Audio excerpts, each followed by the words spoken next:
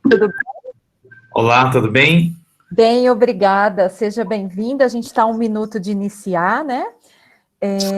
Você já compartilhou a apresentação, né? Tá tudo ok. Não esquecer de clicar no ocultar na hora que compartilhar para que a gente tenha acesso a toda a sua tela, tá?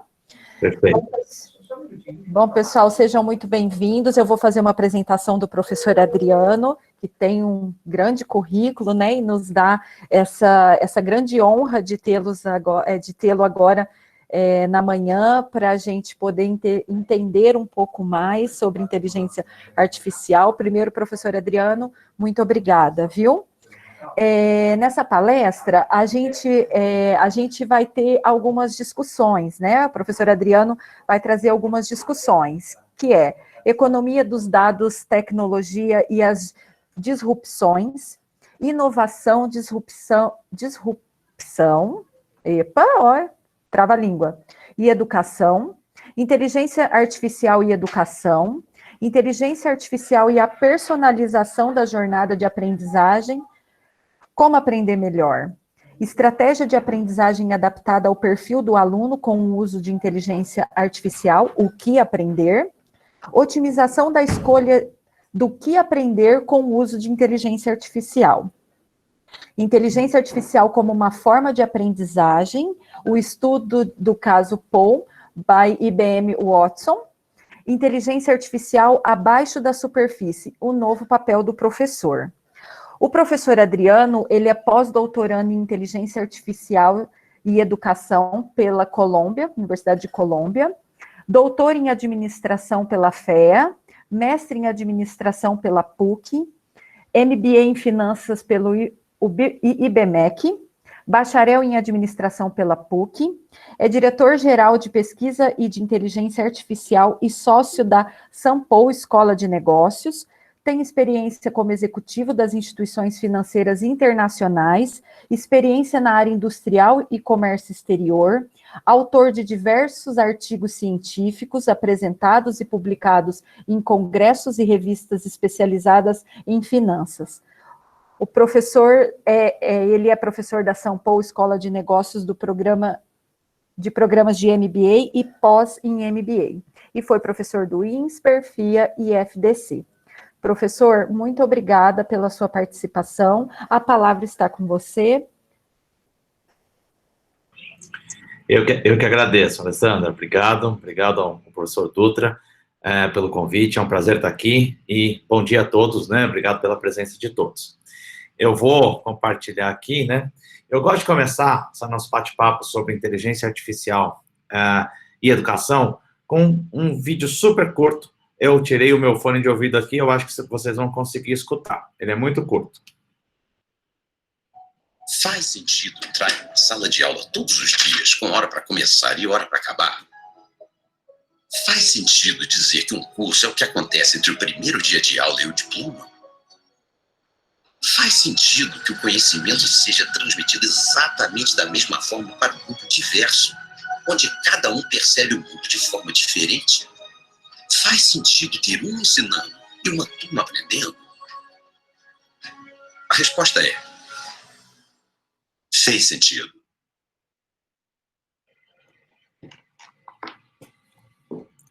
Na nossa opinião, fez sentido. Fez muito sentido no mundo analógico. Fez muito sentido no mundo industrial, no mundo onde capital, né, ativos imobilizados faziam a diferença.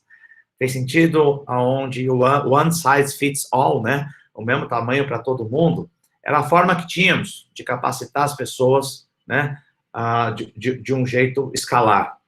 Só que hoje, com a economia dos dados, né, as empresas, as organizações necessitando cada vez menos de ativos, cada vez menos de capital, tecnologia de ponta, tecnologias exponenciais, como a inteligência artificial, disponível para quase todo mundo, né? Em modalidade SaaS, né? As a Service, né? Software as a Service, pagando centavos de real ou de dólar por uso, né? Numa economia onde exemplos novos já vão ficando velhos, como o Uber, né? Que não tem um único ativo imobilizado, não tem um único veículo, e tem um valor de mercado algumas vezes maior do que a da Hertz, uma das maiores locadoras de veículos do mundo. Caso recente dos jornais dessa semana, né? Um mundo onde a financeira do Alibaba, né? A Ant Financial, que não tem ativo comparado com um banco tradicional, não tem uma agência, não tem nada, já está sendo cotado como o maior IPO da história, né? Na China. Quando a gente olha para essa economia dos dados e vê, indo para o meu mundo original de finanças, né, que das 10 maiores empresas, organizações em valor de mercado do mundo, 7 delas, que são as que eu assinalei aqui de roxo e de azul, são da nova economia, né? São baseadas em tecnologias exponenciais e são da nova economia, né? Uma economia onde a McKinsey acredita que a inteligência artificial sozinha vai gerar cerca de 13 trilhões de dólares para essa nossa economia. 13 tri é muita coisa, né? A gente está falando de 15 a 16% do PIB mundial. Né? Uma economia onde a McKinsey estima quem fica com esse valor, né? E a McKinsey coloca que essa linha laranja, os front runners, né, os que saem correndo na frente, eles têm um desencaixe, isso aqui é fluxo de caixa, típico dos investimentos nessas novas tecnologias, mas experimentam crescimentos muito fortes, as famosas curvas exponenciais, né? Uma economia onde, infelizmente, o follower, o seguidor, vai ficar esperando, né, os front-runners começarem a terem seus resultados, né, dos investimentos nessas tecnologias para decidir investir em AI e sua turma. Quando eu falei AI e sua turma, né, inteligência artificial, blockchain, IoT, cloud, então eles vão esperar, vão ter um investimento aqui mais barrigado, mas observe, é uma das primeiras vezes na história recente que a gente tem uma diferença enorme entre os resultados do front-runner e o resultado do follower. Por quê? Porque a inteligência artificial, e a gente vai falar disso ao longo da minha fala, ela é, infelizmente, um jogo de um jogador só, né? Quem sai na frente vai criando barreiras invisíveis. Uma economia muito celery, onde celeridade faz toda a diferença, né? Uma economia que a PwC, na mesma linha da McKinsey, fala que a IA vai criar 15 tri de dólares. McKinsey fala em 13, PwC fala em 15. Como todos nós sabemos, previsões foram feitas para darem errado, né? Então, todos vão errar, mas perceba como eles caminham no mesmo sentido. A McKinsey decidiu entender como é que seria a distribuição desse bolo entre organizações de um mesmo setor. A PwC decidiu fazer isso entre países.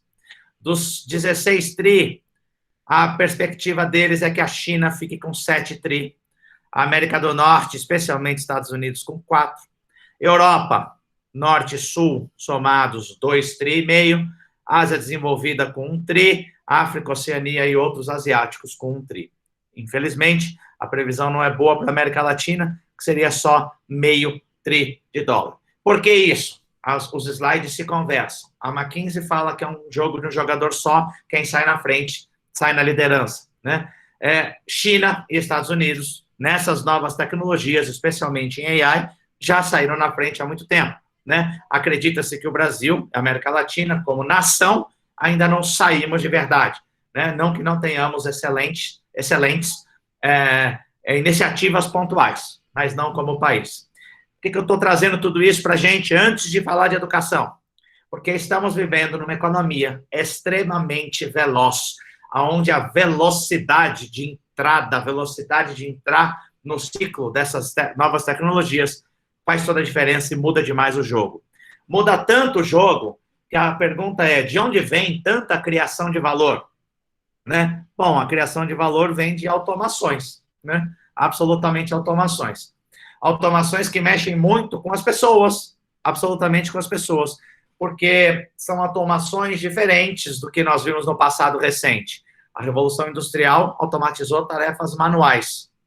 A inteligência artificial promete automatizar tarefas manuais e repetitivas, manuais ou cognitivas, tanto faz. Os drivers não são esses. Os drivers são tarefas altamente repetitivas e de baixo nível de interação social. Tanto que esses 4 institutos, que são os mais importantes, que mais estudam o impacto dessas novas tecnologias no emprego, né, estimam que nós temos... Eu estudei muito os 4 estudos principais, os 4 séries de estudos. Eles têm diferenças metodológicas. Quando a gente ajusta a metodologia, eles chegam a cerca de 44% de empregos em risco. O que é emprego em risco para eles? Se 70% ou mais das tarefas que compõem um cargo, um trabalho, forem passíveis de automação pela inteligência artificial, acredita-se que o emprego está em risco. Gente, isso é muita coisa. É muita coisa. Poxa, Adriano, você veio aqui nos dizer, então, que podemos esperar 44% de desemprego. Não, não é isso. Todos nós sabemos que não é bem assim. Temos fricções sociais, fricções regulatórias, Lei Geral de Proteção de Dados, leis trabalhistas. Ou seja, não vim trazer uma mensagem do apocalipse. O que eu vim trazer significa que esse novo pacote de tecnologias mexe sensivelmente, mexe de forma muito brusca e muito veloz com o que nós conhecemos como trabalho, o que nós conhecemos como emprego, né? 44% é absolutamente muita coisa. Mas essas tecnologias também criarão empregos. Verdade. Só que nós nem sabemos quais são eles ainda. Então, assim, nós estamos vendo uma celeridade econômica, a economia dos dados, ela é muito veloz, ela mexe demais com a economia, com o PIB, com a produção, e mexe demais conosco, como seres humanos, porque mexe demais com o trabalho. E numa velocidade muito diferente, né? A gente vendo esse cenário todo, a gente fala assim, poxa, faz sentido aquele jeito que nós estávamos acostumados a aprender? Olha, todos nós sabemos que parece que não, né? Até porque a IBM Global faz um estudo que eu gosto muito, faz 7 anos que ela faz o estudo. Ela fala assim, quanto tempo você precisa, as pessoas em média no mundo precisam para os seus processos de reskilling, né? De desenvolver novas competências, né? Há 7 anos, quando eles começaram a pesquisa, eles falavam que de 2 a 4 dias de treinamento formal por ano era suficiente para o processo de reskilling, de adquirir novas competências. Saiu uma pesquisa pré-pandemia agora, em fevereiro, a atualização da pesquisa global. Eles estimam que são assustadores 40 dias necessários de treinamento formal para o processo de reskilling de um adulto médio, que já está na força de trabalho. Ou seja, 40 dias de treinamento formal, não dá. Você vai parar 2 meses úteis, né? É impossível. Mas a gente aprende de outras formas. Aprende, todos nós sabemos, né? Aprende trabalhando, aprende fazendo, mas estamos vendo eles isolam a necessidade do treinamento um pouco mais formal.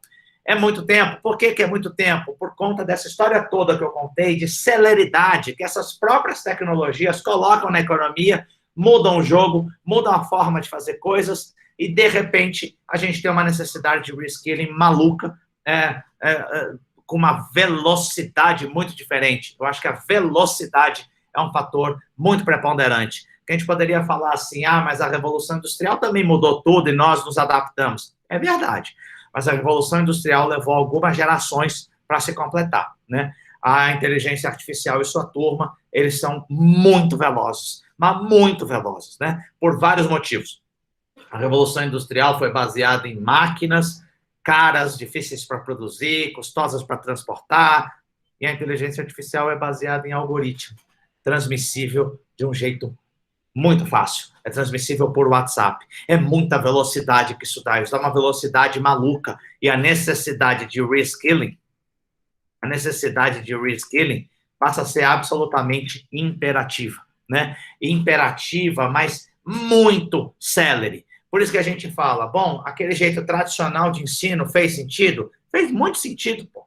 Numa era de demandas industriais, de revolução industrial, a solução, né, foi o próprio jeito da revolução industrial de ensinar todo mundo enfileirado, parecendo uma produção, não é isso? Uma linha de produção e todas as características que os senhores conhecem muito bem.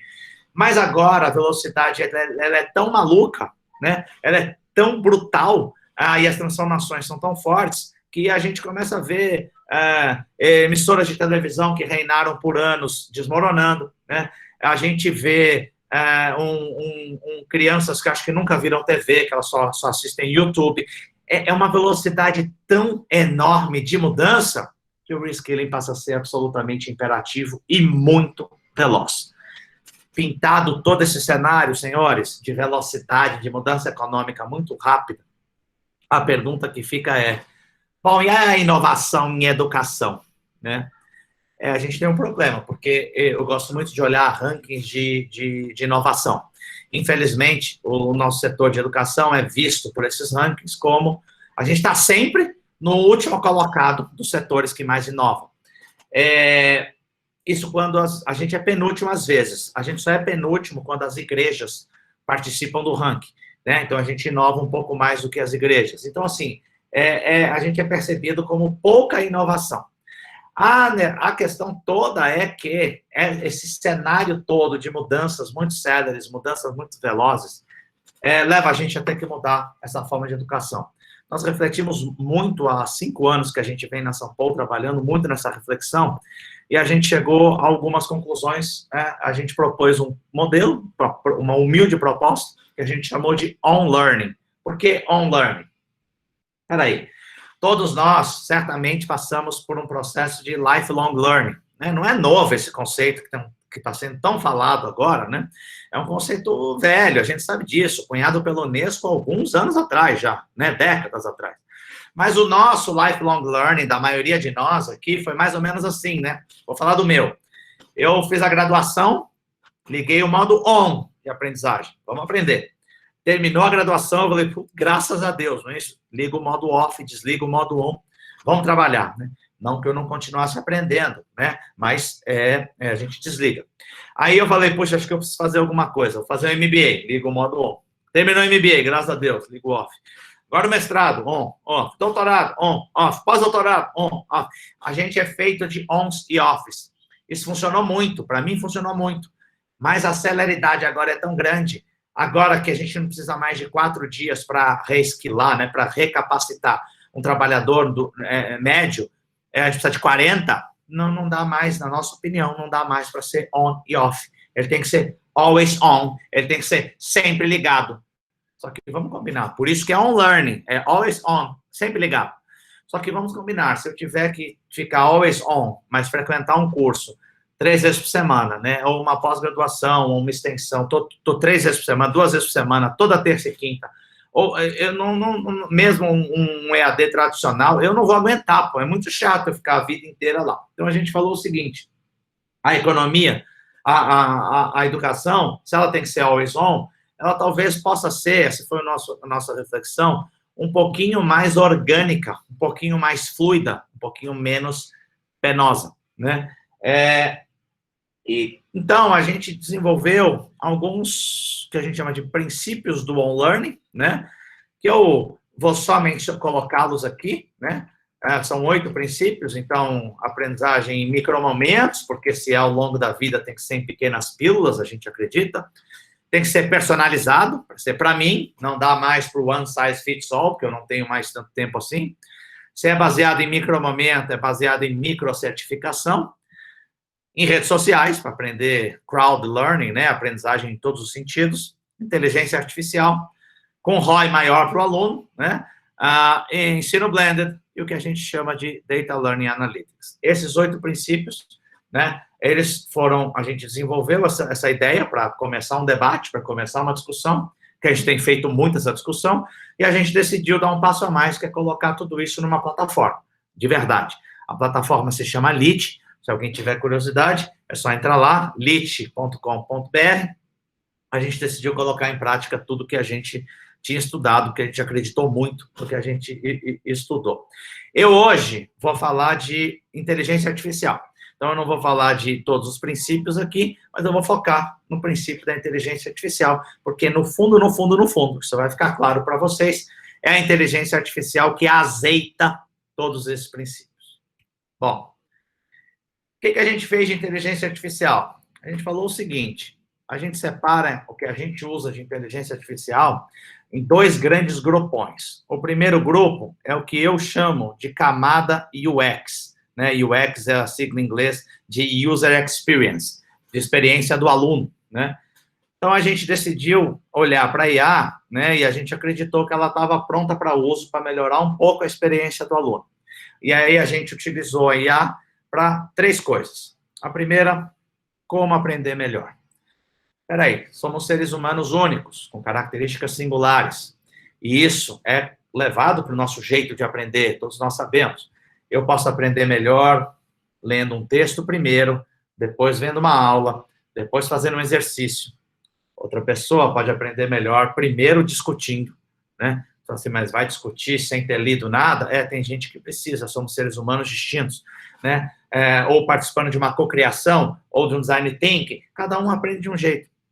O que nós decidimos fazer? Hoje, na plataforma, a inteligência artificial está pronta para isso. O aluno copia e cola textos autorais, tem que ser autoral, pode ser WhatsApp, pode ser e-mail, qualquer coisa. Com base apenas nos textos, a gente consegue dar 3 outputs para esse aluno. Primeiro output, a gente dá um relatório completo dos traços de perfil de personalidade desse aluno, utilizando a teoria do Big Five. Tem vários, né, vários modelos de assessment de personalidade, de traços de perfil de personalidade. O MBTI é o que mais chegou no Brasil, tem o DISC, tem o Quantum.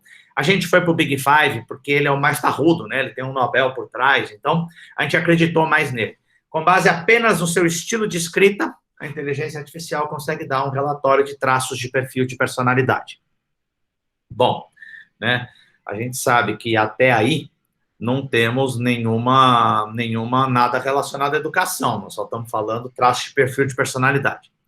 Aí nós desenvolvemos um algoritmo com a IBM, né, processo de patente, né, que é, com base nos traços de perfil de personalidade, a gente sugere um relatório de aprendizagem, ou seja, relatório de estratégia de aprendizagem. Como que pessoas com esse perfil médio, em geral, aprendem melhor, né? É um relatório com base em média, obviamente, né, de como, em média, pessoas com esses perfis de personalidade tendem a aprender melhor. Não só isso, que esse é o segundo output que nós damos para o aluno, o terceiro output é, a plataforma é totalmente adaptativa, ou seja, os objetos de aprendizagem, leia-se, vídeo, aula, podcast, infográfico, questões com instant feedback, e aí vai, não é isso? Com os diferentes objetos de aprendizagem, eles se ordenam, eles se ajustam, né, para a melhor forma para cada indivíduo aprender. Então, dando só um exemplo, né, é muito mais complexo do que isso, mas para um sujeito extrovertido, a gente pede primeiro para ele participar de um estudo de caso lá, discursivo, né, uma discussão de estudo de caso, síncrona ou assíncrona, porque ele precisa disso, ele precisa falar, né, o extrovertido precisa falar, então deixa a pessoa falar. Para uma pessoa mais analítica, mais conscienciosa, a gente coloca o basiquinho lá que todo professor adora, não é isso? Você vai ler, depois você discute, depois você faz um homework. Então, isso a gente vai ajustando. Mas isso tudo foi feito com base num traço de perfil de personalidade, né? Estanque. E se isso não for verdade para mim, né? A gente começou a ver casos muito curiosos, né? A gente colocou, olha, o fulano de tal, esse é o perfil, isso é tudo automático, né? Então, videoaula é o primeiro objeto que tem que aparecer para essa pessoa. Aí a gente olhava, essa mesma pessoa nunca viu o vídeo. A gente falou assim, Jesus amado, o que está de errado? O nosso assessment está errado. A gente fez focus group, por exemplo, para descobrir o que está acontecendo, pô. Aí, liga para a pessoa, faz um workshop, fazia todo sentido, porque é uma pessoa que viajava demais. Ele falava, eu estou de aeroporto em aeroporto. Eu não posso pôr o fone de ouvido para ficar ouvindo, porque posso perder um anúncio importante. Então, eu leio. Eu uso os PDFs, os infográficos, os SCORMs, os HTML5. Eu uso outros objetos, né? Então, o que a gente colocou? Deu um passinho a mais na inteligência artificial. Ela se autoajusta. Então, a gente, com base nos textos, dá um relatório dos traços de perfil de personalidade, usando o Big Five, dá um relatório de estratégia de aprendizagem para esse perfil. ordena os objetos de aprendizagem para esse perfil, mas isso agora passa a ser online, absolutamente ininterrupto, ciclo de iteração. A gente vai ajustando o modelo vai se ajustando sozinho com o uso desse aluno, com a prática desse aluno, né? Isso é muito interessante, né? Muito interessante, porque a gente já não falamos, a gente acreditou que tem que ser always on, tem que ser para sempre, tem que estudar todo dia um pouquinho, para sempre. Você é assim, não pode ser one size fits all, né? Tem que ser para mim, tem que ser pessoal, tem que ser com o meu jeito de aprender. Tínhamos vários caminhos para isso, a gente escolheu um, e já faz 3 anos que está funcionando, tá? Tudo que eu estou falando aqui, a gente já colocou em prática, inclusive, né? E está funcionando. Bom, o outro uso de inteligência artificial na camada que eu chamo de melhorar a experiência do aluno, né? Que o aluno está visualizando, ele está vendo a IA funcionar, é o que aprender. A gente começou a olhar para a Sampo tradicional, escola de negócio, presencial, começou a ver o seguinte, um aluno apareceu lá com a gente e fez um curso curto de matemática financeira. Beleza, fez o curso. No online ou no presencial, tanto faz. Ele fez um curso. Aí ele volta depois de ela ou ele voltam depois de 2 anos para fazer um curso de extensão um pouco mais longo, um curso livre mais longo.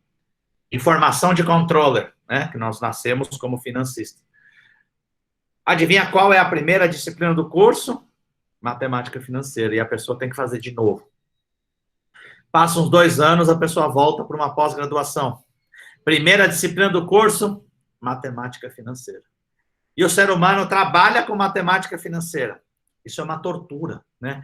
A gente falou, mas sempre é bom revisitar, é ótimo, mas espera aí, nós não falamos que a celeridade está extrema, a velocidade está num nível maluco, então assim, eu tenho tanta coisa para aprender que eu podia focar no que eu não sei, ou no que eu sei menos, né? Porque eu tenho níveis menores de proficiência.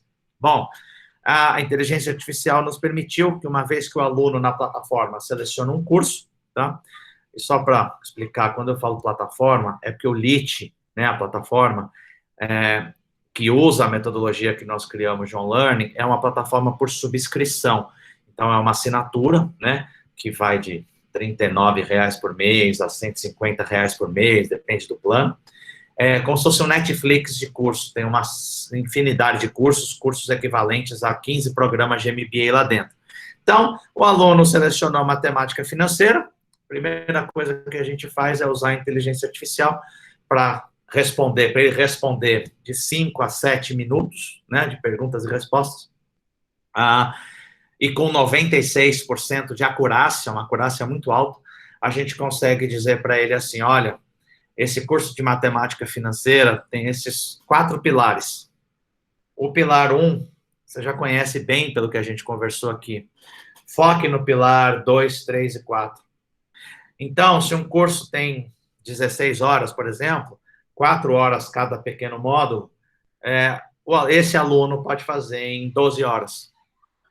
Bom, nessa lógica, um outro aluno pode fazer em 4. Pode fazer, de qualquer jeito, eles têm que fazer as avaliações, né? Mas quem falou que um MBA precisa ter 2 anos de duração? Por que eu preciso do conceito de turma, né? Isso foi um questionamento que a gente falava. As pessoas são diferentes, então por que a pessoa que já fez matemática financeira, ele tem que provar que ele fez, tem que passar na prova, mas assim, talvez ele não saiba toda a matemática financeira, ele saiba um pedaço, então elimina esse pedaço. Então, por que não fazer um MBA em 3 meses, em 4 meses, em 6 meses, em 9 meses? Depende da experiência de cada aluno. Foi muito legal isso, que agora na pandemia, especialmente na pandemia, a gente teve alunos que fizeram um programa de MBA todinho, ou equivalente a, né, um programa de MBA todinho em 3 meses, 4 meses. A gente foi ver quem são essas pessoas com uma experiência muito grande, pessoas que já estão em outro nível de carreira. Então, assim, por que precisa ficar... A pessoa nem sabe o que ela sabe. Então, assim, vamos ajudá-la a otimizar tempo, porque se tem que ser always on, se tem que ser sempre ligado, poxa, talvez a gente possa fazer, né? Talvez a gente possa fazer de um jeito mais fluido, mais orgânico, e isso tem sido muito legal né? A gente vai calculando e a gente já ajudou os alunos a economizarem milhares de minutos, né? Milhares de horas de dedicação, né? E tem aluno terminando o MBA em 3 meses, em 4 meses, em 6 meses, em 9 meses, depende muito da experiência que cada aluno tem, e a gente os ajuda, né? Porque é muito difícil você perguntar para o aluno assim, você sabe matemática financeira? Acho que sei, né? Mas será que eu sei mesmo? Para a gente, professor, é muito mais fácil, porque a gente que montou a grade, a ementa, né? Então a gente sabe o que matemática financeira tem que versar sobre. Mas para o aluno, não sei lá, e se a gente quebrou em 2, né? Matemática financeira 1, matemática financeira 2, fica uma zona na cabeça do aluno. Então a gente o ajuda a saber o que ele já sabe e a focar no que ele não sabe. Então são 2 formas aqui, ó, muito interessantes de tornar a aprendizagem mais fluida, mais orgânica, e isso não é teoria, né? Isso a gente já está em prática, né? Faz 3 anos no LIT funcionando. Bom, aí a gente começou e eu falo o seguinte, né? Um pouco da experiência pessoal. Eu sou formado em administração, depois MBA em finanças, o mestrado em finanças e o doutorado também em finanças, na FEA USP, aqui de São Paulo. A questão toda, assim, então eu sou um financista, né? Óbvio que sou diretor acadêmico, então fui indo para a área de educação na prática, mas assim, há 5 anos, perdão, a gente falou assim, poxa, eu fui eu e alguns outros diretores fomos numas palestras da IBM, a gente começou a fervilhar a cabeça, porque a gente falou, poxa, parece que a inteligência artificial pode ajudar na educação, aqui, ali, só que a gente falava, mas não entendi direito, vamos entender mais das tecnologias e ver onde é que se aplica, né? Aí um mundo se abriu, porque a gente falou assim, olha, parece que a inteligência artificial está pronta sim, né? Para alguns usos, entendendo as suas limitações. E a gente tinha até por ser financista, a gente gosta de medir tudo, né? Financista gosta de medir tudo. A gente começava a medir como fazia algo empírico, né? Que todos nós sabemos. Como a dedicação de um bom professor faz a diferença na vida do aluno. Então, a gente tinha um sonho, como acho que muito educador tem, né, que é o sonho de pegar os melhores professores e colocar esses professores muito disponíveis para os alunos, né? Só que o problema é que isso custa muito caro. Na verdade, tudo que você olhar aqui, personalizar como aprendemos melhor, personalizar o que aprender agora, tudo é possível de ser feito no modo analógico. Até no presencial dá para fazer. Só que custa muito caro. Essa é a diferença da inteligência artificial. Ela consegue baratear a custo quase zero algo que é altamente personalizado. Então, você personaliza com baixo custo, né? Que é diferente isso, porque para personalizar sempre foi muito caro, né? A mesma coisa aqui. Para colocar o melhor professor à disposição de um aluno, custa caro.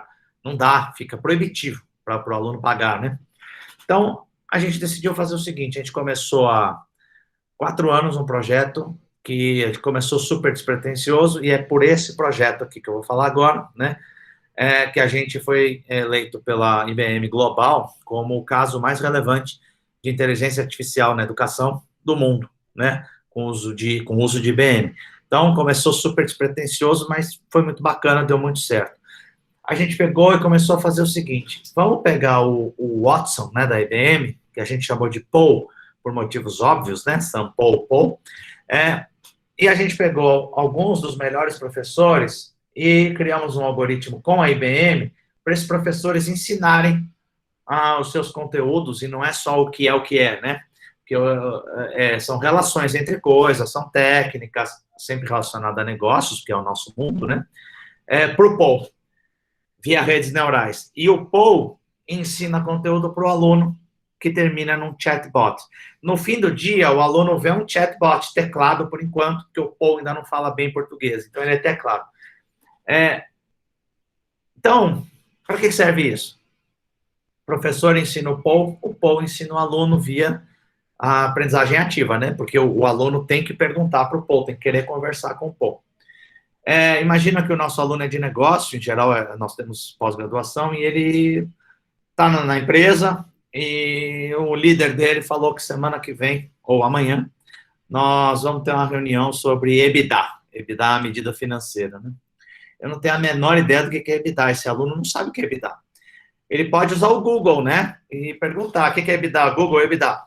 O problema é que todos nós sabemos que quando eu tenho algum domínio do tema, eu tenho capacidade de curar, né? De curadoria. Então, eu vou separar o joio do trigo e vou nas melhores fontes, etc. Quando eu não sei nada sobre um assunto, eu não tenho capacidade de curar. Né? Então, vai vir coisa boa, coisa ruim. Não vai ser, eu não vou, como diz o professor Cortella, né? Eu não vou navegar, eu vou naufragar no Google, né? Eu vou afundar. Então, assim, não dá. Ah, mas está tranquilo, porque esse aluno está matriculado num curso presencial ou EAD de pós-graduação, e está aqui, ó, na ementa, está aqui há 9 meses, né? Eu vou ter análise financeira, que é onde eu vou aprender EBITDA. Poxa vida, gente, mas eu não posso esperar 9 meses, né? É muito tempo, eu quero amanhã. Por isso que a gente decidiu disponibilizar o Paul. Ele pode perguntar para o Paul. Paul, o que é EBITDA? E o Paul foi ensinado pelos melhores professores. E só os melhores professores sabem que quando o aluno faz uma pergunta, né? Nós sabemos disso, não é bem aquilo que ele quer saber muitas vezes, né? Porque quando ele pergunta o que é EBITDA, o professor sabe que não adianta dar a definição de EBITDA só, porque para saber EBITDA tem que saber tanta coisa prévia antes, né?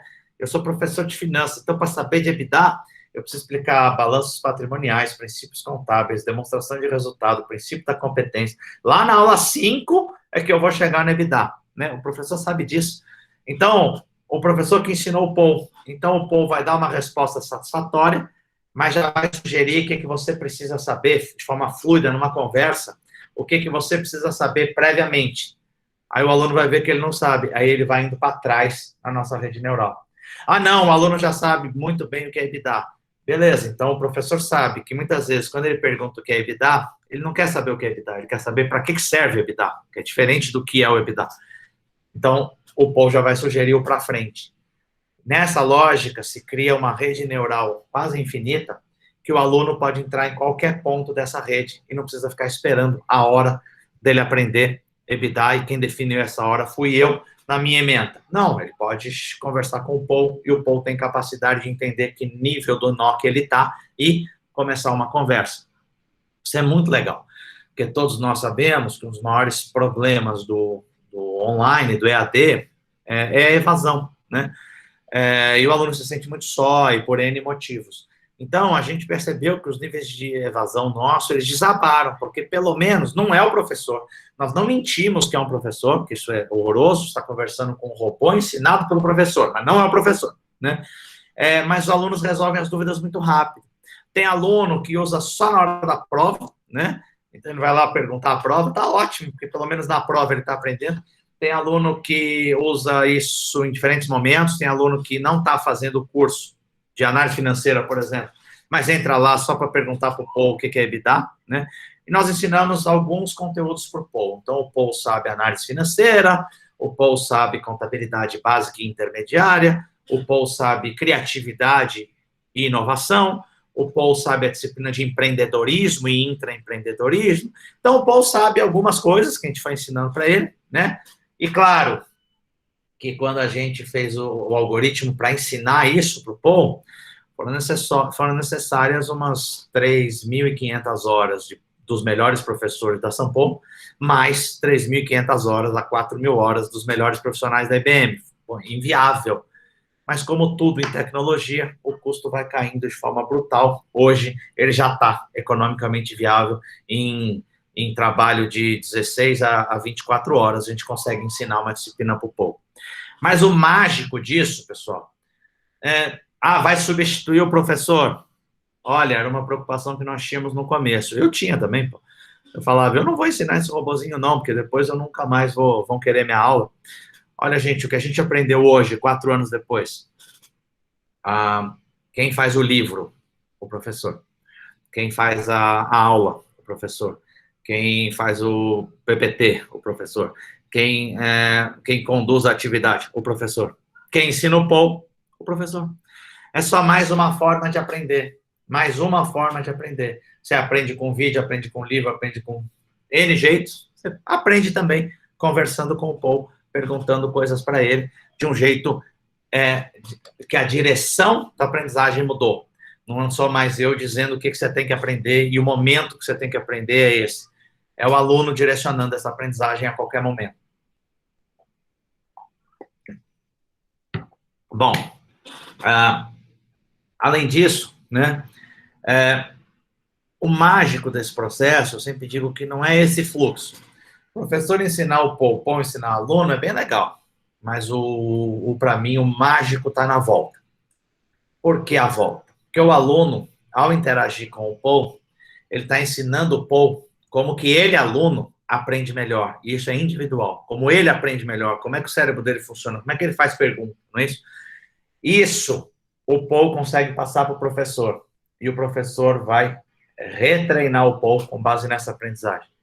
E aí, esse ciclo se repete infinitas vezes, é o que a gente chama de iteração, né? Iterar na tecnologia, iterar em IA é fundamental. Por quê? Porque o que vai acontecendo?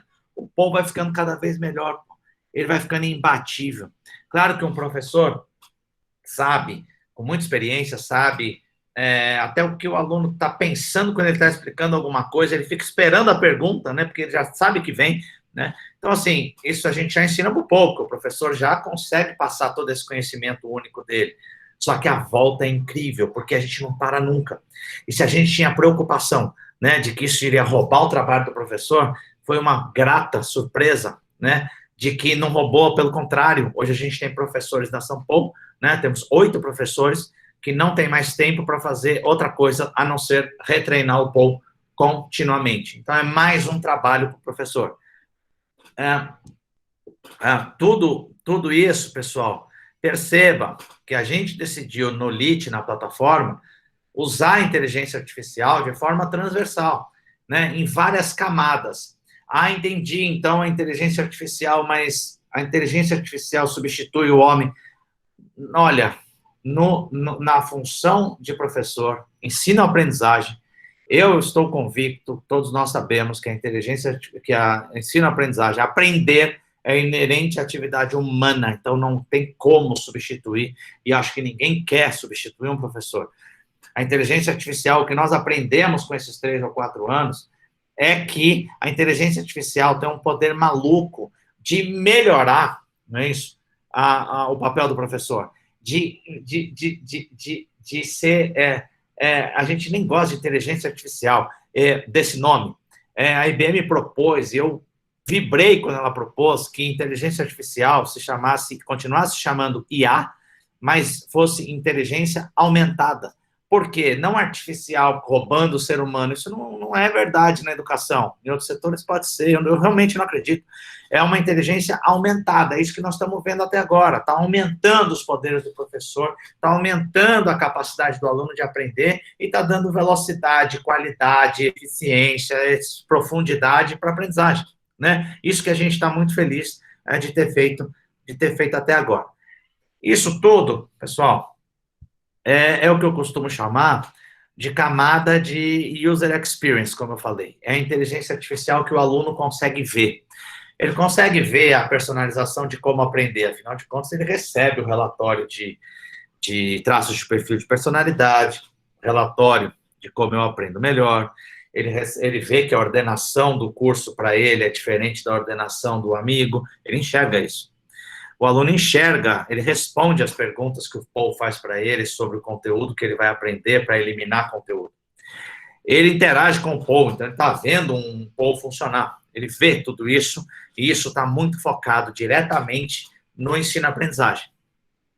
Mas, o que eu particularmente acredito demais é que, apesar disso daqui ser maravilhoso, eu realmente gosto muito disso, eu acho que está sendo muito gratificante para mim trabalhar com isso, mas eu, sinceramente, não acho ainda, por mais que isso seja fantástico, que o grande impacto da inteligência artificial que esteja aqui, nisso tudo que nós estamos fazendo. Isso tudo é muito legal, é maravilhoso, mas eu acho que a inteligência artificial tem um potencial ainda maior de nos ajudar em educação, mas não é na camada que o aluno enxerga, na camada user experience, ou aluno experience, né? A experiência do aluno, ou na camada que o aluno vê, né, é o que a gente chama de subterrâneo, né? Eu chamo de subterrâneo.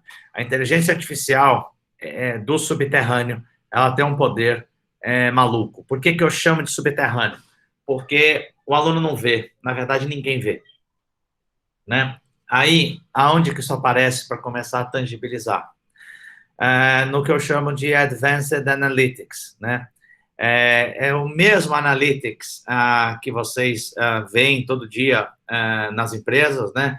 A Amazon sabe mais de mim do que eu mesmo. O Google hackeia o ser humano e consegue entender mais de nós do que nós mesmos.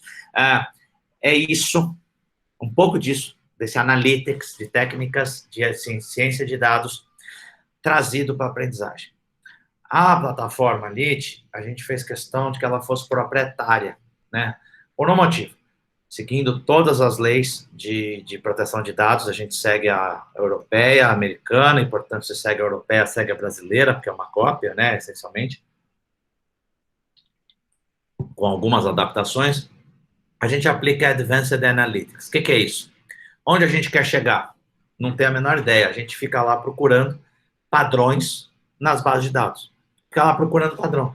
Fica lá procurando padrão nos dados que fujam aos olhos humanos. É a pura aplicação de analytics avançado, né, ciência de dados avançados, data science avançado, nos dados.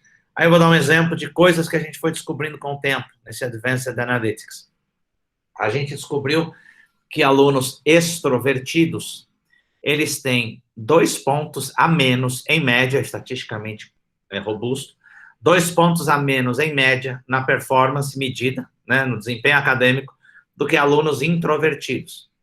A gente parou e falou assim, poxa, procurou teoria para isso, tem um pouco, né, pessoas introvertidas se adaptam melhor a atividades menos ativas, né, atividades mais passivas, então, assim, o bom e velho senta a bunda na cadeira e estudar, o introvertido tem um pouco mais de facilidade, o extrovertido, ele pensa falando, né, e aí, o que a gente falou? Bom, não podemos deixar assim, o que a gente faz para esse extrovertido melhorar? Bom, inverte a ordem, né, vamos ver qual é a ordem ótima de objetos para ele ou para ela, para que eles comecem conversando, como eu falei anteriormente, comecem discutindo, né, a gente fez isso. Já faz 1 ano e 3 meses, mais ou menos. A diferença entre extrovertido e introvertido sumiu. Não tem mais diferença de média. Aí eu fiquei pensando, coitado do extrovertido, né, da pessoa extrovertida. Sempre foi mal na escola, não é isso? Ou para ir bem, tinha que estudar 3 vezes mais, suando, penando, do que um introvertido. E, na verdade, era mais o método, e ninguém contou isso para ele. A pessoa sofreu a vida inteira, né?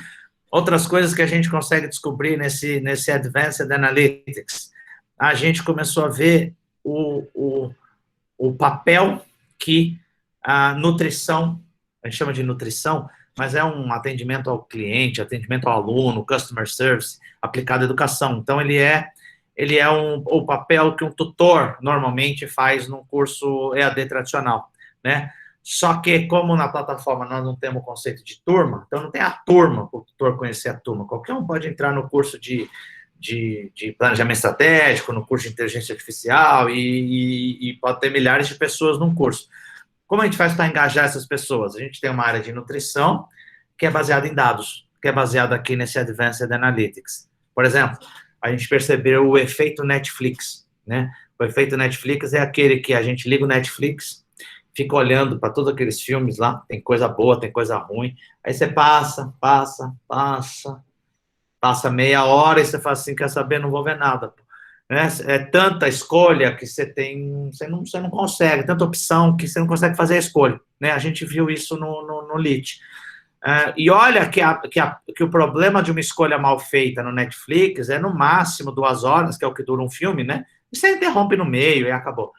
E um curso de 20 horas, de 15 horas, já imaginou escolher errado, né? Pega um curso que eu não vou entender, porque precisa de pré-requisito, que eu não sei se eu tenho. Então, a gente começou a perceber, a gente mediu no Advanced Analytics e viu que se o aluno não começar um curso em 13 dias, ele vai evadir da plataforma, no nosso caso, né? Porque não é um curso, é uma plataforma. Então, ele vai evadir, ele vai embora. Então, a gente falou, bom, força total para ajudar esse aluno a escolher um curso. Quando? Ou nos primeiros 5 dias. de assinatura dele. Aí a gente começa a ver no Analytics e começa a olhar uma massa de dados muito violenta, começa a ver o seguinte, poxa, será que tem os cursos que fazem o aluno ficar mais na plataforma ou aprender melhor e tem os cursos que o aluno não vai, né? Será que o problema não é o curso? Né? Roda Analytics, puta, claramente tem os cursos que ajudam mais o aluno, o curso que ajuda menos o aluno, vamos ajudar esses cursos, vamos mudar então esses cursos que não estão ajudando tanto, né? E quais são as características de um curso bom que um curso ruim não consegue ter?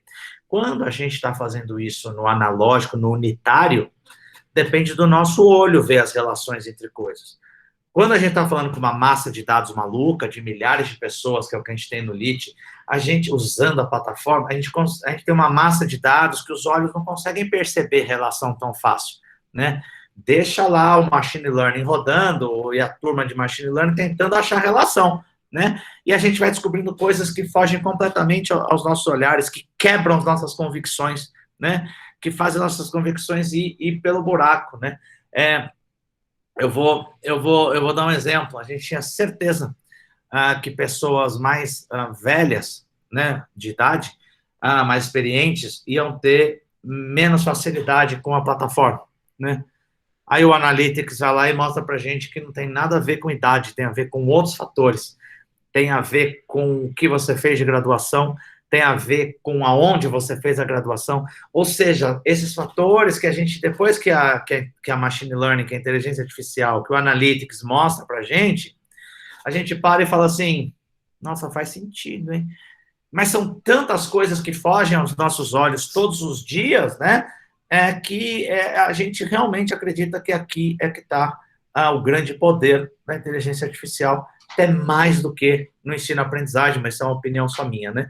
Esse Advanced Analytics, ele é poderosíssimo. Por exemplo, a Machine Learning identificou que o melhor horário do Adriano estudar, que ele sempre estuda, tem um padrão nele, ele estuda terça-feira à noite, 6 da tarde em geral, por volta de 6 da tarde.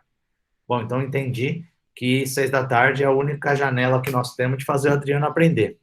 Maravilha. Se o Adriano não entrar na plataforma até às 6h05, nós temos que fazer alguma coisa. Mas não dá para ligar, são milhares de alunos, é impossível ligar para o aluno. A gente automatizou as notificações, por exemplo, e o aluno recebe uma notificação no melhor estilo Duolingo, que acho que todo mundo conhece, né? Pô, sentimos sua falta. E a gente começa a perceber que o aluno tem dificuldade de escolher um curso. Bom, a gente fez o Machine Learning fez sistemas de recomendação de trilhas de acordo com onde você quer chegar.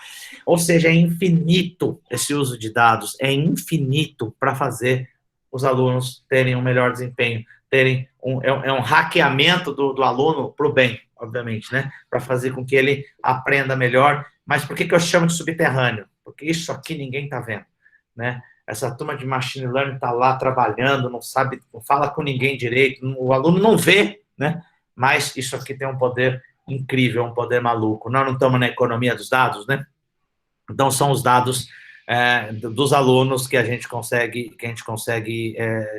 utilizar, né? E eu sempre digo, para quem não entende tanto de analytics, é assim, o nosso sonho é chegar na prescrição, né? Porque estatística ou data science, a gente tem os modelos descritivos, que é descrever fenômenos, né? Que fogem ao olho humano.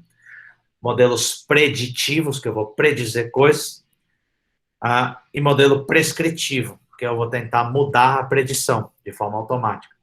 Hoje a gente consegue chegar num bom nível de predizer com 80% de confiança se um aluno, quando entra na plataforma, se ele vai passar de 6 meses conosco ou não. Ou seja, uma capacidade preditiva muito forte, né? Agora, bom, mas o que a gente quer é que a nossa predição não se confirme. Então, a gente vai caminhando agora para modelos prescritivos, né? O que a gente tem que fazer de forma automatizada para que não aconteça com o aluno que está com 80% de chance de evadir, né? Que, de fato, ele não evada. O que a gente tem que fazer? São os modelos prescritivos que a gente caminha para isso, né? E, pessoal, esse Analytics, eu realmente, juntando muita coisa, a gente começa a ver como ele tem potencial de trabalhar o tempo do docente. Tem pesquisas que acho que muitos de vocês conhecem, né? A gente tem a Universidade de Yale finalizou uma agora, muito bacana. Eles foram calcular o tempo dedicado, o timesheet de um professor do K12 americano, do K-12, do Fundamental 1, 2 e médio, né, equivalente ao nosso. E tem muito desvio padrão, oscila demais, mas eles chegaram a assustadores 60%, 62% do tempo de um docente é dedicado, no K12 americano, a atividades altamente repetitivas de baixíssimo nível de interação social. Ou seja, o prato cheio para a inteligência artificial, né? Repetitivo, de baixo nível de interação social. O que é isso? No presencial, frequência, controle de frequência, aquela aula chata, né? Preleção que o professor dá há 50 anos a mesma, atividades avaliativas extremamente repetitivas, sobrando só 38%, 40% do tempo do docente para se dedicar às crianças, no caso deles, né, de forma empática, afetuosa, amorosa, tão importante para o desenvolvimento, para o aprendizado de uma criança. Beleza. Então, olha que oportunidade nós temos, né? Até aqui, pessoal, Advanced Analytics são coisas que nós já estamos fazendo. Então, são estudos de caso de coisas que a gente está fazendo. Daqui para frente, ainda não está pronto, a gente só começa a entrar em o que a gente acredita, tá? No que eu acredito e não no que a gente está fazendo ainda. Então, sobra muito tempo para se dedicar às crianças. Então, é uma oportunidade única de ter a inteligência artificial fazendo essas atividades repetitivas e de baixo nível de interação social para liberar tempo do docente, né, para essas atividades que efetivamente são o core da aprendizagem, né, ou ter a máquina o ajudando nesse todo, não é substituindo, né. Eu gosto de juntar isso com uma pesquisa de Harvard, que tenho certeza que muitos de vocês conhecem. Não é uma pesquisa, né, é uma linha de pesquisas de Harvard. Eles foram, conhecidíssimo, né, mas eles foram, depois posso mandar todas essas pesquisas que eu vou citando, tá, eu mando para o professor Dutra, ele compartilha com vocês, para quem não conhecer. Harvard decidiu fazer o seguinte, faz anos já, eles criaram um assessment para identificar crianças, inicialmente, high potentials na aprendizagem. Aí fizeram o assessment, as crianças responderam, selecionamos os high potentials, esse, 10% da turma, né? Avisa a criança, avisa os pais, avisa os professores, avisa os diretores, maravilha. Eles acompanharam essas crianças por 30 anos, né? O primeiro lote, depois 20 e tantos anos, eles estão fazendo essa pesquisa continuamente. 30 anos depois, a profecia se concretizou. São crianças que viraram adultos com alto desempenho acadêmico, que chegaram mais longe, que foram nas principais universidades do mundo, que tiveram, inclusive, a melhor diferença de performance financeira na vida, condição financeira, e aí até emocional, e aí vai. Resultado, o assessment de Harvard é fantástico para identificar high potentials. Seria, né, se Harvard não tivesse enganado todo mundo propositadamente e não utilizado o assessment para nada, não tivesse selecionado os alunos de forma absolutamente aleatória. Não utilizou o assessment. Bom, então o que aconteceu? Poxa, claro, o aluno foi identificado como high potential. Os pais entenderam que eles são high potentials. O professor entendeu que eles são high potential, então eles vão ter que ser, não é isso? Não sou eu que vou atrapalhar a vida desse menino. Então, eles davam mais feedback, eles subiam o nível de exigência, subiam a barra, eles tratavam com mais afeto, com mais amor, com mais atenção. Autoprofecia, não é isso? Aí refizeram essa pesquisa com o exército americano, com a marinha, refizeram com igrejas, refizeram com business, e tudo foi se confirmando, né? A pesquisa foi se ratificando. Olha que oportunidade. E aí a gente fala, bom, mas por que então que ao invés de ter 10 high potentials na sala, não tenhamos 100%, 99% de high potential? Porque não dá tempo, né? Como é que eu, professor do ensino básico, ou mesmo da pós-graduação, vou atender assim, de forma individual, tanta criança ou tanto adulto ao mesmo tempo? Impossível. Bom, peraí, o problema é tempo. Mas 60% do seu tempo, o professor é dedicado a atividades altamente repetitivas, pelo menos no K12, né, no fundamental e médio, é dedicado a atividades altamente repetitivas. Então, eu, particularmente, é uma crença pessoal, apesar da gente estar fazendo coisas maravilhosas em inteligência artificial, de eu estar muito feliz e orgulhoso com os próprios resultados, eu sinceramente acredito que é aqui, nesse Advanced Analytics, e fazendo tarefas altamente repetitivas e de baixo nível de interação social, que a gente libera tempo do docente. E aí eu acho que a gente tem uma chance de ir para patamares muito diferentes, né? Eu acho que eu não conheço um docente que tenha falado assim para mim consistentemente. Poxa, estou muito feliz com essa turma, hein? Consegui dar tudo que eu queria dar e mais um pouco. Poxa, sobrou até tempo, né? Eu nunca ouvi isso. O que eu escuto sempre é, caramba, as turmas estão chegando cada vez piores, meu Deus do céu, estou cortando o conteúdo pela metade.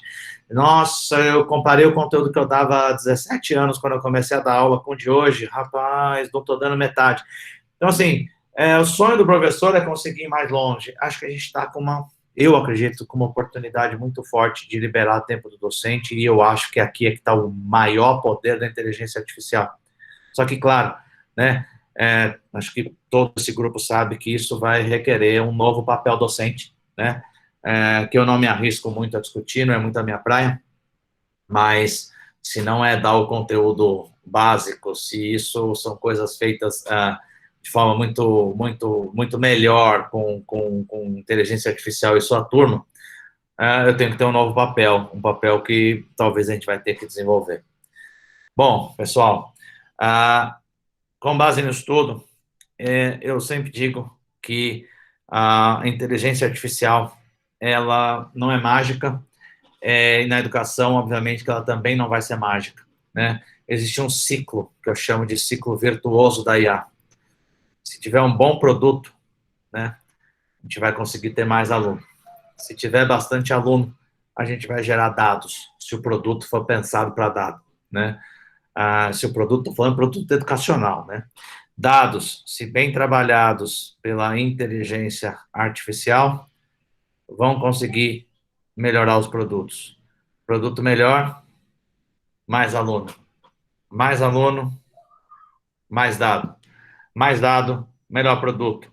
Isso entra num ciclo absolutamente infinito, né? É o Paul, né?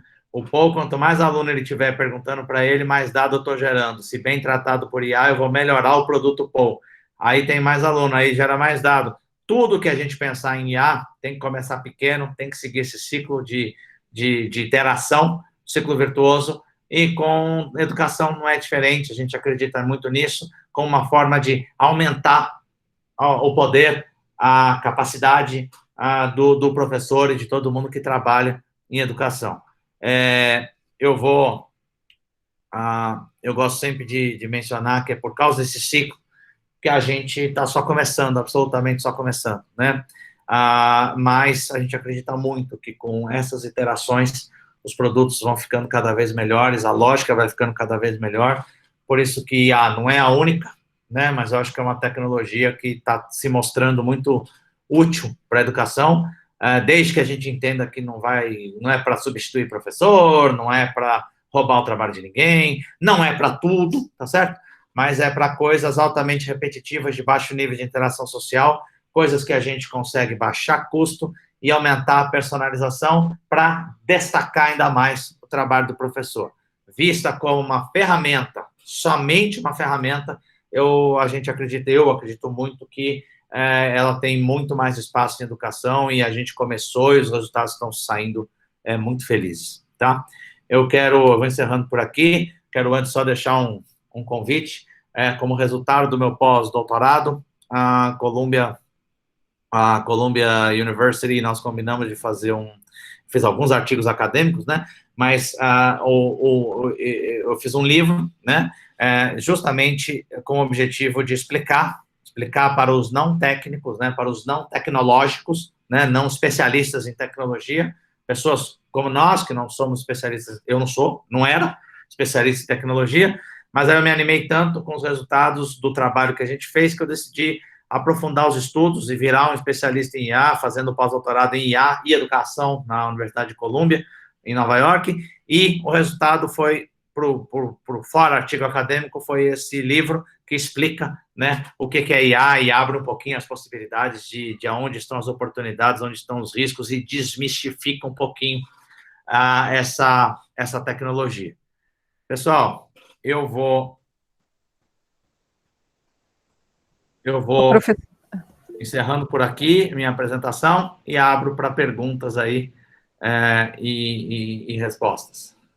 Professor, acho que a gente ficaria aqui o dia todo te ouvindo, muito bom ouvir, e acho que essa preocupação sua, né, ao término aí de dizer que não cabe em todos os lugares, que a gente precisa tomar cuidado com as rupturas, né, que às vezes isso acontece tanto na educação, né, parece que agora vamos usar inteligência artificial, exclui-se qualquer coisa, né, outra que possa vir. Então, acho que a gente precisa criar hábitos no setor educacional de que as coisas podem agregar, né, essas inovações, essas questões precisam agregar aquelas que a gente já tem e que são boas, né, como a questão que trouxe aqui no chat de afetividade, né, a gente pode, então, esse professor ganhar mais tempo para trabalhar essa questão da afetividade. Então, não é uma exclusão, né? Muito obrigada pela sua fala.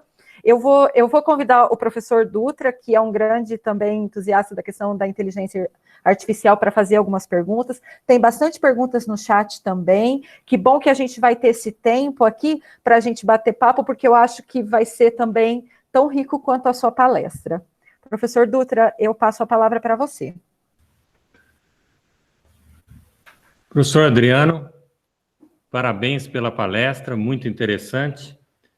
Eu tenho duas perguntas aí, mas antes de fazer as duas perguntas, eu gostei muito que você colocou que, na verdade, a IA não veio para resolver tudo, porque parece hoje na mídia, você abre o jornal, vai comprar uma coisa na internet, vai comprar um produto, fala, não, esse produto tem IA.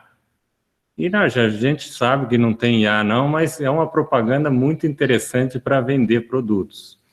Mas eu tenho duas perguntas aqui que talvez, eu não sei se ficou claro para mim ou eu não peguei, mas esse POU, um dos aspectos que eu tenho trabalhado bastante é a parte de colaboração. Então eu acredito muito que o aprendizado com os pares, a parte social, ela tem um componente muito importante.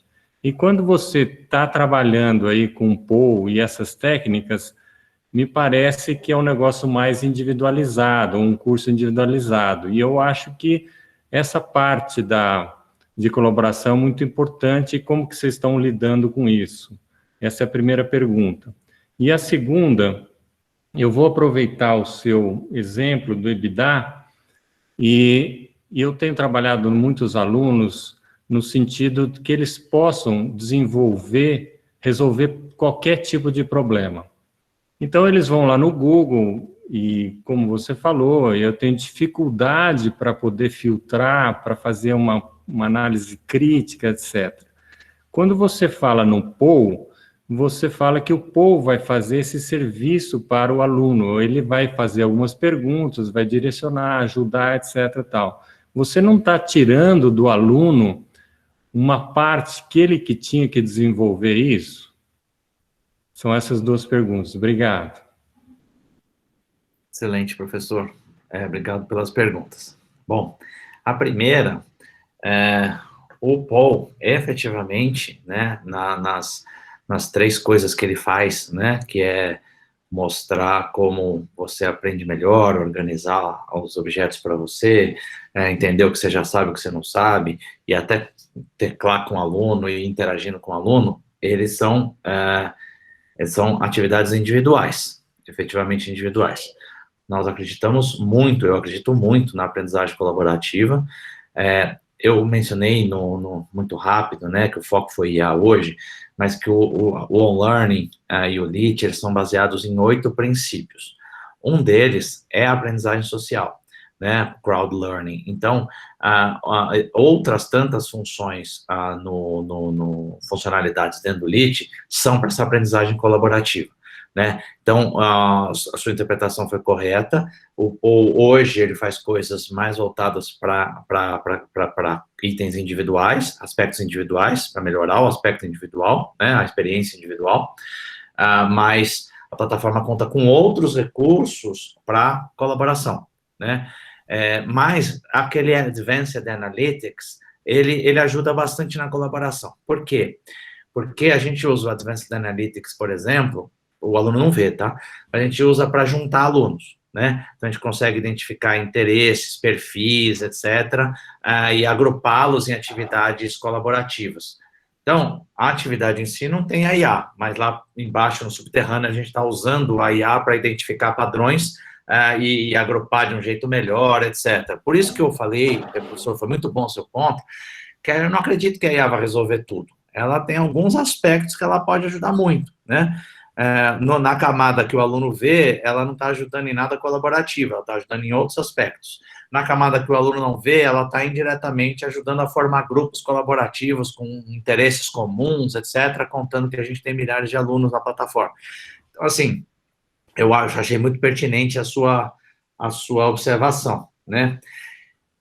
A segunda, professor, do EBITDA, né, por exemplo, de usar o exemplo, e aí eu ir no Google e tentar desenvolver a capacidade curadora, nós achamos que sim, ela faz sentido, né, eu desenvolver, mas a capacidade, nós acreditamos, tá? Eu acredito que a capacidade curadora, ela pode vir no Google a posteriori, quando eu quiser abrir o meu mundo, porque assim,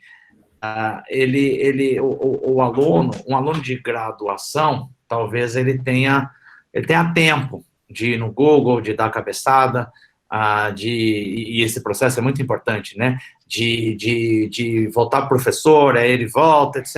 Ele tem um tempo para isso, né. A gente tentou acelerar um pouquinho para um profissional, que é o nosso público, né, um profissional que talvez não tenha tanto tempo para ir nesse Google e desenvolver esse processo curador, porque imediatamente de um assunto que ele não sabe.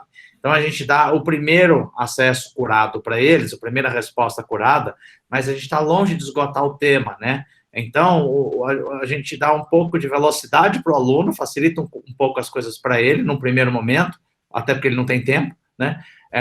Para, na sequência, se ele for aprofundar, ele vai para um Google, né, e o Google consegue, aí ele vai conseguir ter um mínimo de capacidade curadora e não vai aprender errado, né, porque o problema, assim, né, como a plataforma, ela é essencialmente baseada em autoinstrução, a gente tem algumas atividades, né, síncronas, etc., mas não é o grosso da plataforma, a gente se preocupou muito com a curadoria inicial, porque não vai ter ninguém para corrigir uma bobagem lida no Wikipedia, né, para esse aluno. Então, a gente pensou, bom, se é autoinstrucional, a gente vai dar um atalho no primeiro momento, até porque essa pessoa não tem tempo, para tentar habilitar essa pessoa para um próximo momento, se ela precisar aprofundar, ela consegue para o Google com alguma curadoria. É um pensamento, professor, uma filosofia que a gente acreditou, né, de ser um atalho para esse aluno profissional que é o nosso, né, um aluno profissional que não tem muito tempo de bater cabeça, de validar, na verdade, ele já devia ter batido cabeça em outros aspectos, em outras fases da vida, foi uma tentativa de dar um atalho, mas nós, com consciência do prejuízo que isso causa no desenvolvimento de uma capacidade curadora inicial. A gente privilegiou o tempo. Não, professor Adriano, eu acho que você respondeu bem a pergunta, e eu só fico imaginando aqui, só pensando um pouquinho para frente, quer dizer, a partir do momento que você está captando essas informações, quer dizer, a maneira que ele está fazendo a curadoria, você poderia, em algum momento posterior, devolver para ele, falar, ó, você está fazendo a curadoria errada, sei lá, alguma coisa. Estou pensando alto aqui agora, desculpa. Imagina, acho que é uma super ideia. É um projeto interessantíssimo. Desenvolver a capacidade curadora é fenomenal. Muito legal. Obrigado, viu? A gente tem também... obrigada, professor Dutra. Professora Adriana, a gente tem algumas perguntas aqui no chat. Eu vou fazendo aqui. A Otília, ela perguntou o seguinte: mas como garantir uma educação emancipatória e cidadã com o auxílio da IA? A IA não pode substituir a ação repetitiva do docente que ancora uma pedagogia tradicional.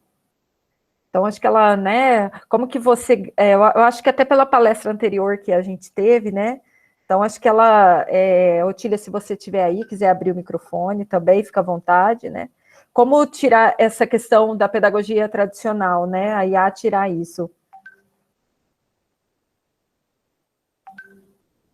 Eu vou antes fazer um comentário importante. A minha área, né, de pesquisa, o meu pós-doutorado em IA e educação, ele foi muito focado em adultos, tá? Em andragogia, não em pedagogia.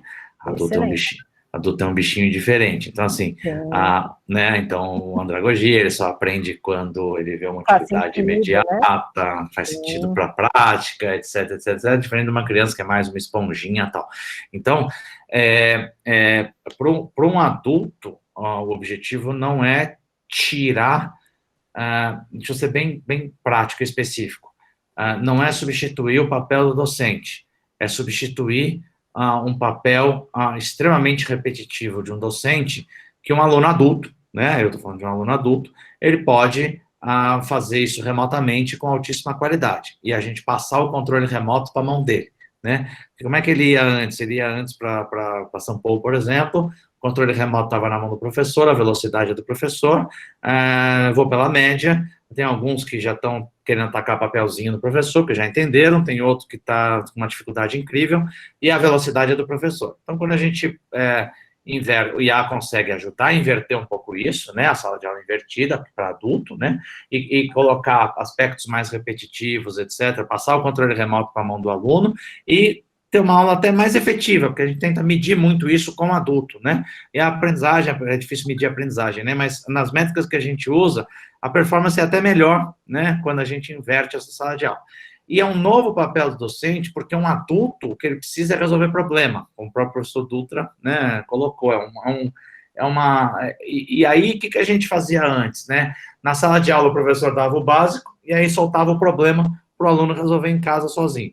A inteligência artificial, na minha opinião, ela pode ser um dos fatores que auxilia na inversão da sala de aula, né? Eu passo as partes repetitivas, etc., para pré-aula, né? E eu consigo, o professor, o docente na sala de aula consegue efetivamente resolver problemas, efetivamente dar os passos a mais, levantar a discussão, fazer de verdade, sem enganação, atividades co-criativas, né? Que normalmente, quando a gente faz com adulto, é nos últimos 10 minutos da aula, né? Então, assim, é uma inversão que para adulto funciona eliminar essa repetição, né? Agora, eu, sinceramente, eu não me sinto confortável de afirmar que a mesma coisa funciona com criança. Por quê? Porque foge completamente da minha área de atuação, né? Eu não saberia dizer se funciona do mesmo jeito. Eu acho, professor Adriano, que quando você traz essa reflexão sobre a questão da andragogia, já elimina qualquer outras coisas que a gente possa pensar dentro da área da pedagogia, né? Porque parece que toda vez que a gente fala de educação e a gente fala de pedagogia, a gente fala do ensino-aprendizagem para a criança, né? Então, acho que contextualizar essa questão da andragogia realmente elimina qualquer outras dúvidas que possa ter sobre outros níveis de ensino, né? O que eu completaria só é que eu acabei no Teachers College de Columbia, que é onde eu fiz a parte de educação, tinha muita iniciativa de AI para pedagogia, né? Então, eu posso até, se alguém que tiver interesse, colocar alguns professores em contato e tal. Eu via que eles estavam tentando coisas, né? Mas eu entendi o suficiente para saber que o buraco é um pouco mais embaixo com criança. Uhum. Tá. Tem uma outra pergunta aqui. A Kátia, primeiro que ela parabeniza, né, a brilhante palestra, e ela faz a seguinte pergunta, a Kátia Nascimento. Fazendo um paralelo entre a teoria e a prática, quem pensa fora da caixa, entre aspas, professores, alunos é visto como problema e colocado no freezer. Gostaria de suas considerações. Eu não entendi muito. Fazendo um paralelo entre a teoria e a prática, quem pensa fora da caixa, professores, alunos, é visto como problema e colocado no freezer. Kátia, se você estiver aqui e quiser fazer a sua pergunta, deixa eu ver se ela está aqui. Ela está aqui, Kátia Nascimento. E A Karen também fez uma pergunta, né? Utilizando a inteligência artificial para juntar alunos por padrões, como fica a questão da criatividade que é baseada na diversidade? Excelente pergunta, Karen. A IA, ela pode ser usada para identificar padrões justamente para a gente criar um grupo diverso, né? Identificando padrões não significa que eu vou agrupar todo mundo com o mesmo padrão. Eu posso identificar padrão justamente para garantir a diversidade, né? Para ter certeza, para ter mais segurança de que eu estou formando um grupo efetivamente diverso, pegando uma pessoa de cada cluster, né, de cada grupo que eu criar. Então, é uma ferramenta que pode auxiliar justamente nisso, quando isso for requerido, né? De novo, eu vou para o aspecto profissional. Muitas vezes, se o profissional quer, uma organização quer fazer um projeto que o tempo é restrito, que já sabem o que fazer, um grupo uniforme é melhor que um diverso. Para tantas outras coisas, um grupo diverso é muito melhor que um uniforme. Eu acho que a IA dá a chance para a gente, a machine learning dá a chance da gente, no mínimo, identificar essas coisas e ter um pouco mais de segurança que a gente, nesse momento, quer diversidade, junto a um grupo que é realmente diverso, ou não, e deixa menos a cargo da aleatoriedade. Então, eu acho que a gente pode usar a IA a esse favor. A gente usa muito, tá? Às vezes o que a gente quer é formar um grupo diverso, então vamos garantir que são diversos, né? Em vários aspectos dos dados que a gente tem. Então, eu acho que ele pode ser a gente os vê como um aliado da diversidade, desde que a gente tenha essa intenção. Eu acho que, nesse sentido, teve uma pessoa que fez uma pergunta... peraí, só um minutinho. Que Silvia, ela disse o seguinte, né? Dependendo de como a instituição quer usar a inteligência artificial, agrega valor para a educação. E os professores, ou só pensar em ganho financeiro? Peraí, só um pouquinho. Depende de como a instituição quer usar a inteligência artificial. Agregar valor à educação e aos professores, ou só usar para ganho financeiro, né? Acho que é isso que ela quer falar, né, Adriano? Depende de como eu pego a inteligência artificial e como que eu uso ela, né? Exatamente. Eu concordo plenamente com o que foi falado, né? Silvia, com o que a Silvia falou, eu concordo plenamente. Depende para que a gente quer usar. Só que eu vou dar a minha opinião. Eu não acredito que algum projeto, que alguma instituição que utilize para industrializar ainda mais a educação, baixar mais custos ainda, com esse sendo o propósito, eu não consigo acreditar na persistência disso, não consigo acreditar, né, talvez, porque eu vou falar a minha experiência. Quando eu convidei nós temos 400 professores, quando eu os convidei para o projeto, inicialmente 393 falaram assim, adorei o projeto, mas, nossa, você não sabe, eu estou ocupadíssimo. Cada um inventou uma desculpa, natural, eu também queria dar desculpa, né, mas eu estava liderando o projeto, então não podia. Aí eu falei assim, poxa, faz sentido, o 7 mais, a cabeça um pouco mais aberta, falaram, eu vou meio que não medir, eu brinco que eles são doidos e não mediram o risco, né. Aí eles entraram com a gente.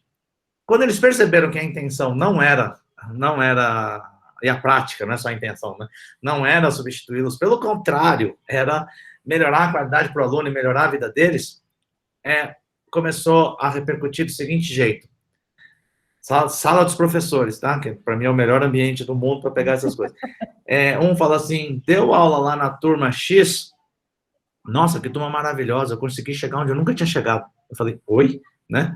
Isso eu não ouvi há anos, não lembro de ter ouvido isso em nenhum lugar que eu passei, eu já passei por muita instituição, né, de ensino superior. E aí eu falei, mas por quê? Porque o pessoal se preparou muito bem previamente, o telepresencial ou o presencial foi fantástico, chegamos muito longe, meu Deus, que satisfação, né, eu não tive...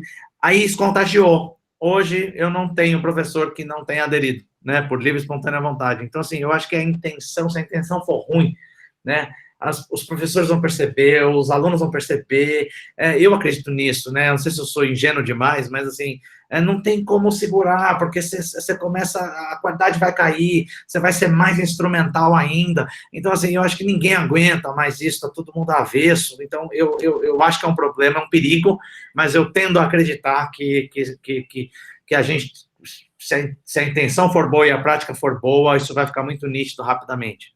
É verdade, eu concordo, professor. Olha, a professora Aparecida Helena, ela fez a seguinte pergunta. E essa carga de trabalho extra que surge nesse abastecimento de informação no POU? Leva tempo e capacitação. Hoje, o tempo conta muito. Como reorganizar esse tempo que o professor necessita para repensar novas práticas com a inserção da IA?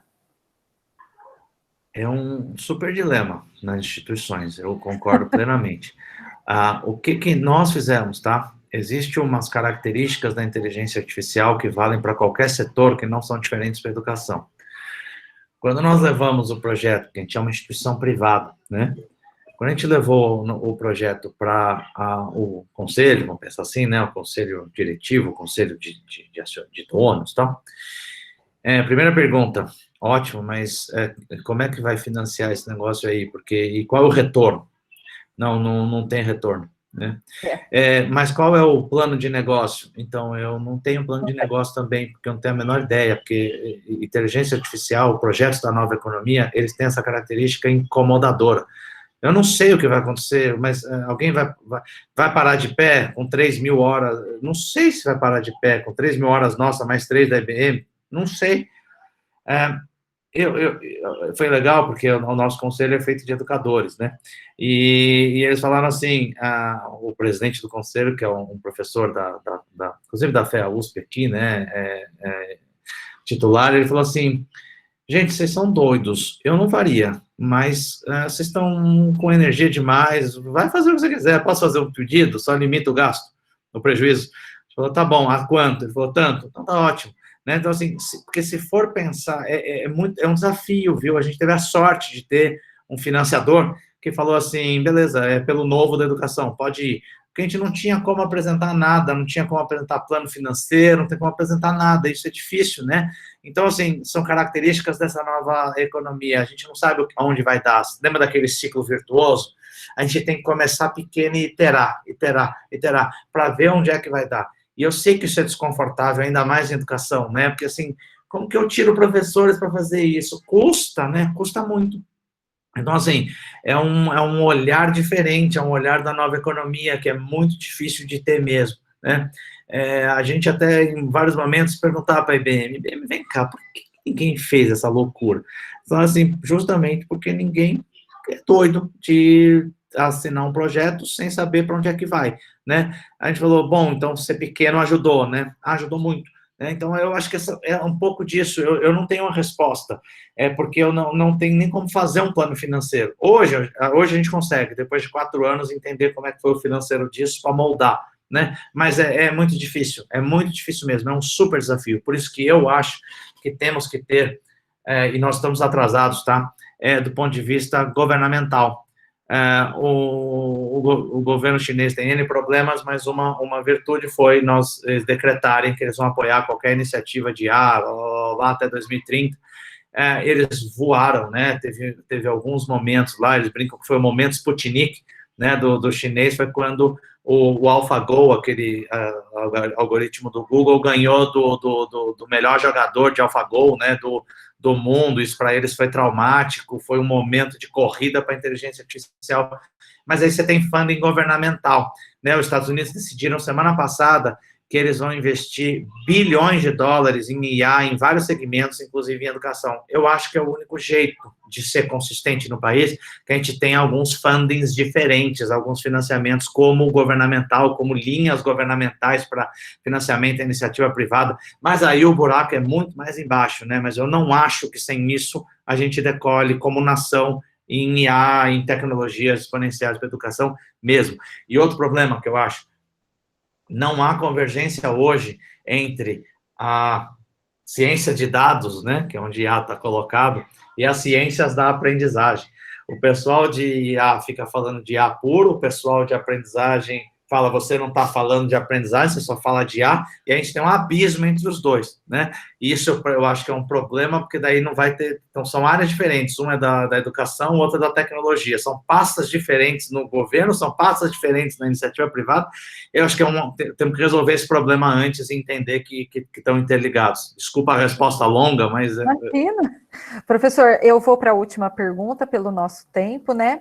Que é o Newton, que ele pergunta o seguinte: como vocês realizaram o mapeamento entre os perfis de personalidade e as estratégias de aprendizagem, e como isso foi incluído no POU? Legal. O que nós fizemos foi um pedaço do meu projeto de pós-doutorado, tá? Eu fiz com a ajuda de alguns orientadores de Colômbia, eu fiz uma meta-análise inicial de todos os artigos mais relevantes que tínhamos no mundo que relacionavam traços de perfil de personalidade com aprendizagem. Com base nessa meta-análise, deu para fazer algo com mais consistência, lembrando, e aí, vamos pensar assim, é o que fez a conexão da personalidade com estratégia de aprendizagem. Eu não propus nenhuma conexão, tá? Até porque isso foge do meu domínio, né, de formação. Eu fiz uma meta-análise dos principais artigos científicos do mundo que conectavam essas duas coisas. A meta-análise é que sustentou a criação do algoritmo. E por que eu fiquei confortável de fazê-la? Porque, e Colômbia também de me apoiar, porque o processo é atualizado, isso é só uma primeira sugestão para o aluno. Depois, isso é atualizado periodicamente pelo próprio uso do aluno e pelo uso e pelo o que ele usa versus como ele está indo nos processos avaliativos. Então, isso é continuamente avaliado. Então, meu peso diminuiu pela metade, porque é só uma primeira sugestão para que ele comece depois a interagir com a plataforma, tá? Foi essa a lógica que nós criamos, tá? Para começar. Certinho. Professor, eu gostaria de agradecer em nome da rede, né? Foi brilhante a sua palestra, muito obrigada, e que a gente tenha novas oportunidades em outros momentos. Eu agradeço a todos os participantes que ficaram conosco até agora, um abraço para todos e até mais. Muito obrigado, pessoal. Um abraço, foi um prazer.